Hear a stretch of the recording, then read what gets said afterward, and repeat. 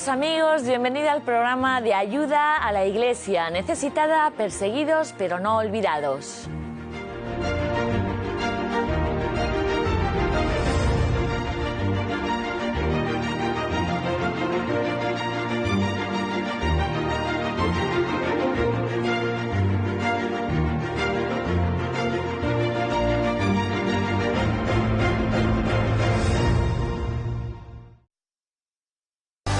Hoy en Perseguidos pero no olvidados, 7 sacerdotes han sido asesinados en lo que va de año en México. Nos conectaremos con este país para conocer las claves de esta ola de violencia.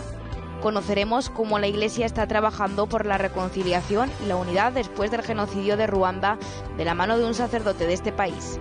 Además, les contaremos algunos grandes ejemplos de libertad en la persecución de la mano de Monseñor Juan José Aguirre, obispo de Bangasú, en República Centroafricana, y de Marcela Zimansky, responsable del proyecto de reconstrucción de la llanura de Nínive en Irak. Muy buenos días amigos, bienvenidos a Perseguidos pero no olvidados, el programa que cada semana les acerca la realidad, los dolores y también las alegrías de 334 millones de cristianos que en todo el mundo viven en países donde hoy, en pleno siglo XXI, hay persecución a causa de la fe. Este reclamo lo realiza continuamente el Papa Francisco, que no se olvida de nuestros hermanos que sufren por seguir a Jesucristo y que con la última referencia del Papa, que lo hace, como digo, muy frecuentemente, sobre el dolor de los cristianos perseguidos, empezamos el repaso a la actualidad de las noticias más importantes para nosotros y que nos lo cuenta, como siempre, nuestra compañera Blanca Ruiz Antón.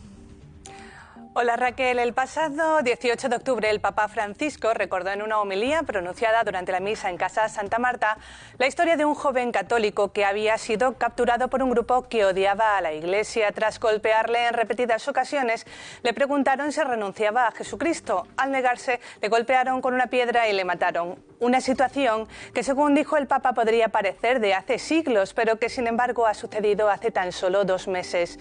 En ese sentido, también recordó a todos los cristianos que sufren persecución física por su fe. A inicios del próximo año está previsto que se inaugure el primer hospital cristiano en Pakistán, en la provincia de Punjab. Se llamará Good Shepherd Christian Hospital y sobre la fachada será visible una cruz cristiana de unos 3 metros de altura. Un diputado de la Asamblea de Punjab aseguró que esta iniciativa aumenta la confianza en la minoría silenciosa de los cristianos en un país como Pakistán, donde la libertad religiosa se encuentra fuerte amenazada y los cristianos son perseguidos por su fe. La madre de Lia Sharibu, una joven cristiana que se encuentra secuestrada desde el pasado mes de febrero por Boko Haram en Nigeria, ha pedido a sus captores que la dejen libre. Lia se negó a renunciar a su fe cristiana y por eso no fue liberada junto con las otras 18 niñas que también habían sido secuestradas. En este llamamiento, su madre agradece el apoyo y las oraciones recibidas por su hija y pide al gobierno del país que no abandonen las tareas para la liberación de Lia.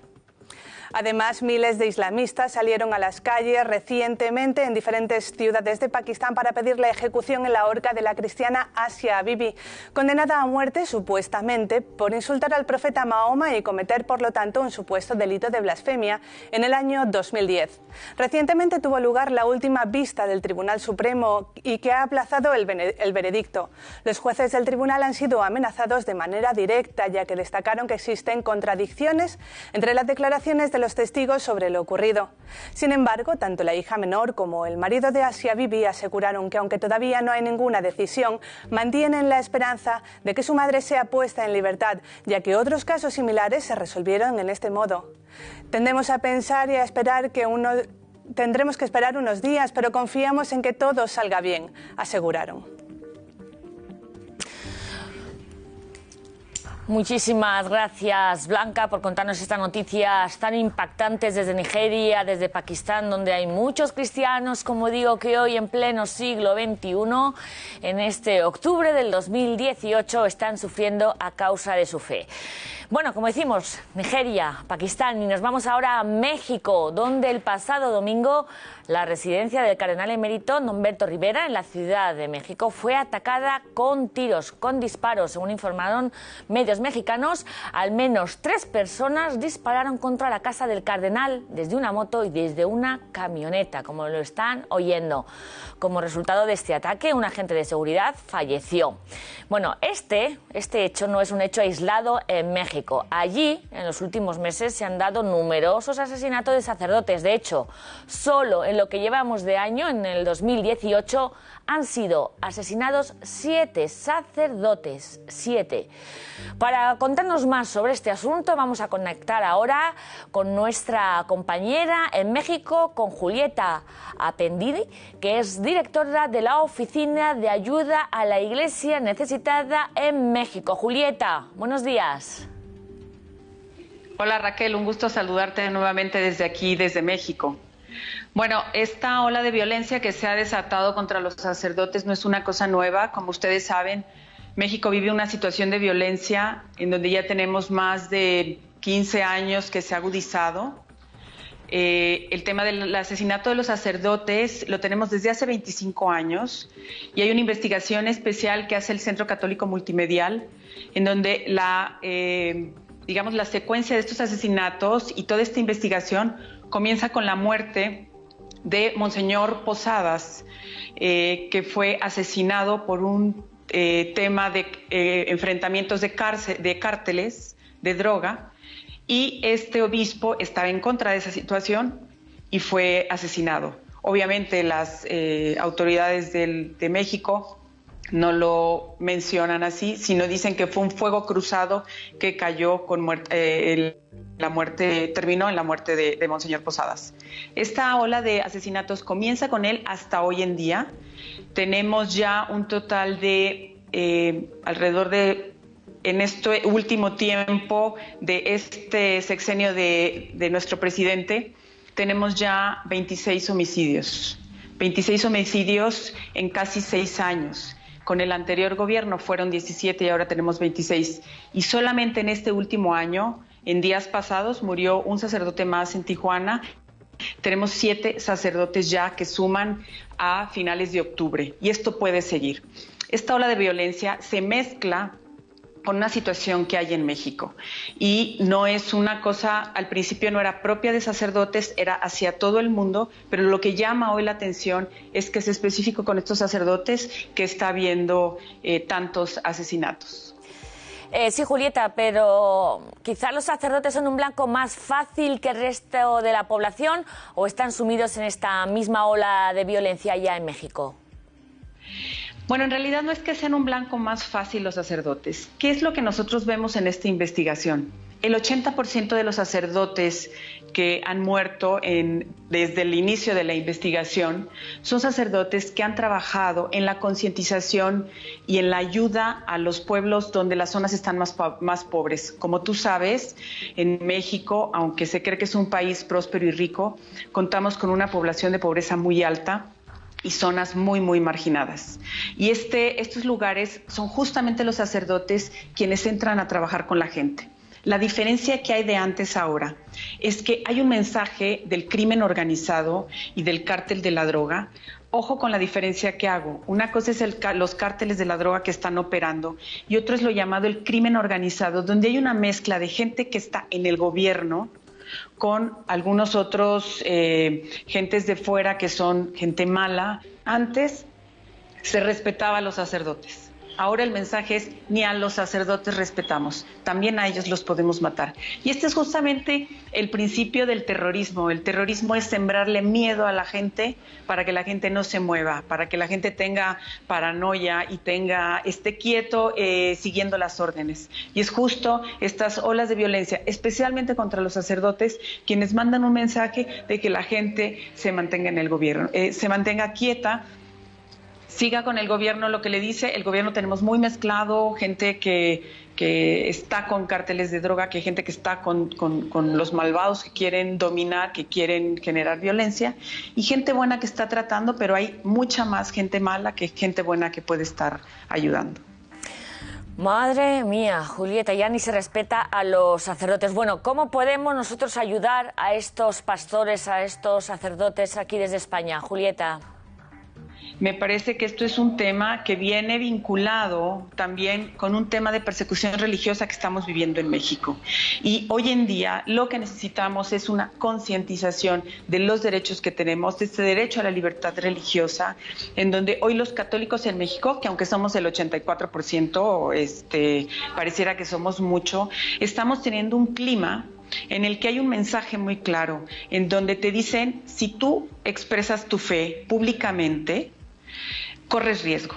Y el riesgo puede ser cualquiera, puede ser de muchas maneras. Te mato, te agredo, te dejo en ridículo delante de la gente. Entonces, empezamos con los sacerdotes, pero tiene un mensaje para la sociedad católica, es mejor no digas que eres católico. Y entonces estamos viviendo una represión de nuestras creencias, que nosotros le llamamos aquí en México una persecución de baja intensidad. De baja intensidad no significa que sea poca, sino que no se ve, que está difuminada en el ambiente y entonces no te das cuenta, te va como... Háganse de cuenta que te anestesia el alma, te anestesia tu fe y van pasando los días y después ya no sabes en quién crees tú. Y sobre todo necesitamos apoyar a los sacerdotes, rezar por ellos. Damos muchos estipendios de misa para que tengan mayor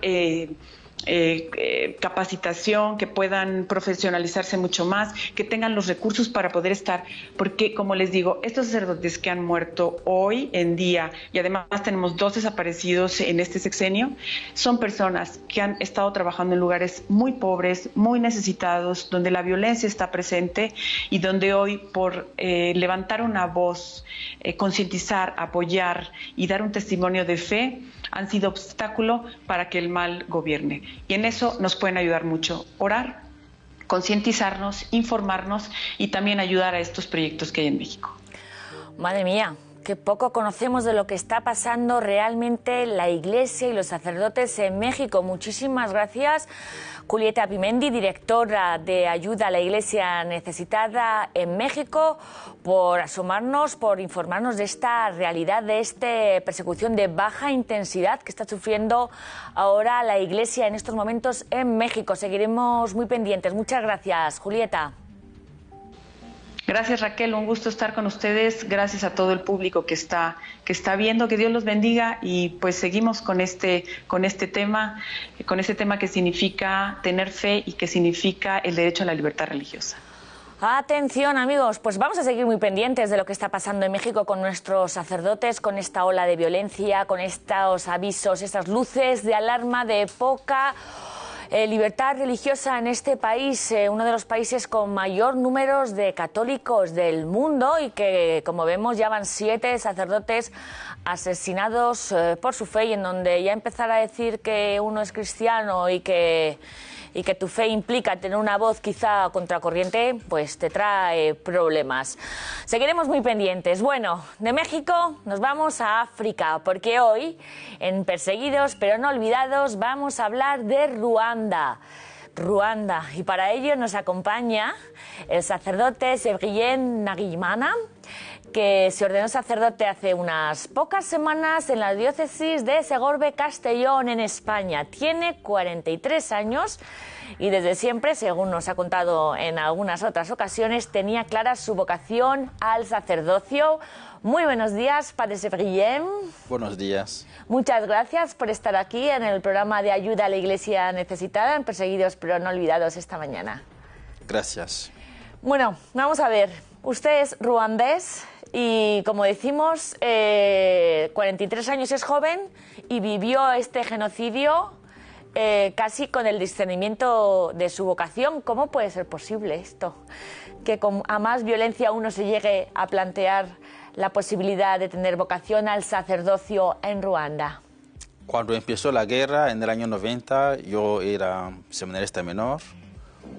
Tenía claro que Dios me llamó para ser sacerdote. Estaba formándome, pero a pesar de todo esto, apareció la violencia. Tuvieron que pasar 4 años de guerra. Uno se iba a la cama sin saber si iba a despertarse vivo. Iba a estudiar sin saber si iba a llegar al seminario, al colegio. Y luego llegó un momento culminante en el que la guerra fue muy dura, en el año 94. donde los hermanos se mataron, un hermano mataba a su hermano, un hombre mataba a su mujer, pero todo esto fue como una lluvia de sangre, una lluvia roja. A pesar de todo esto, llegué a descubrir de que, aunque había problemas, Dios siempre estaba actuando. Dios siempre estaba presente. Porque aún así había gente buena que ha intentado esconder a los que podía ser matado inocentemente. Había gente buena que daba a comer, que escondía, daba a comer, daba medicación a las víctimas de la guerra. De tal manera que ha habido mucha gente que escapó de esta guerra, de estas matanzas. Gracias a esto también ha habido muchos matrimonios que han podido salvar a sus hijos. Esto llevó a que después de la guerra ha habido algún proyecto de reconciliación, de decir la verdad, de ayudar a las familias a volver a reconstruirse. De tal manera que esto llevó a que muchas familias volvieron a ser unidas. Los que estaban quizás de las convicciones políticas diferentes llegaron a darse cuenta de que todos somos hermanos. Y que todos los cristianos, no solamente los cristianos, sino que todos los hombres son hijos de Dios. Por eso tenemos la misma dignidad, tenemos que respetarnos unos a otros, empezando especialmente por los más débiles.